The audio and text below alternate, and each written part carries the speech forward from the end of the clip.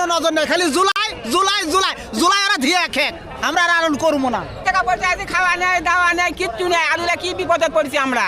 আলু বিক্রি করতে পারেন নাই? না, বসে আছে, হয়তো বসে আছে, এক বিক্রি হচ্ছে না। 100 টাকা মন কয়, এই যে এগুলো বস্তা 100 টাকা মন কয়, দেখি দেখি আলু একটু দেখি। 100 টাকা মন কয়, 100 টাকা আলুর সাইজ 100 টাকা মন কয়। এত দাম কম বললে কেন এত দাম? কেন কি কম? করবো আমরা? সারের দাম না, ফারের দাম না, ভ্যানের খরচই হচ্ছে না। ভ্যানটা দিলে আছি আমরা, ভ্যানের খরচই উঠতেছে না। আমরা কি করবো আমরা? অনেকে নাকি বলছে নাকি আপনারা আলু নাকি উৎপাদন বেশি করেছেন। কোনটা উৎপাদন হচ্ছে? কিছুটা হলে হ্যাঁ সরকারি দেশের হতে 2 নম্বর হয়ে গেছে।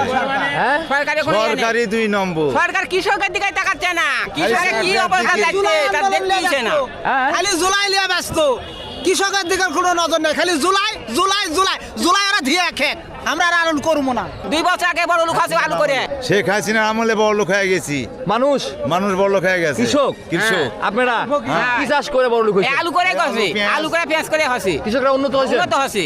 এই 2 বছর থেকে কৃষক যাচ্ছে ধ্বংসের দিকে যাচ্ছে। কবির সাহেব, জমি করতে টাকা লাগাইতে, হ্যাঁ জমি করতে 7.5 লাখ টাকা দাঁড়াতে ভাই।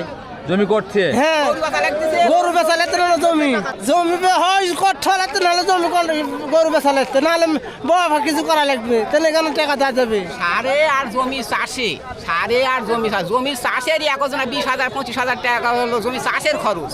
সেটা কোথা দিবে? কীটনাশকের টাকা দিবে, 500 টাকা বিঘা, 500 টাকা বিঘা হতে জমি চাষ করা। 5টা 6টা চাষ। 5টা 6 টাকা চাষ দেওয়া লাগিছে জমি। 7-8টা শেষা আরে এই জমি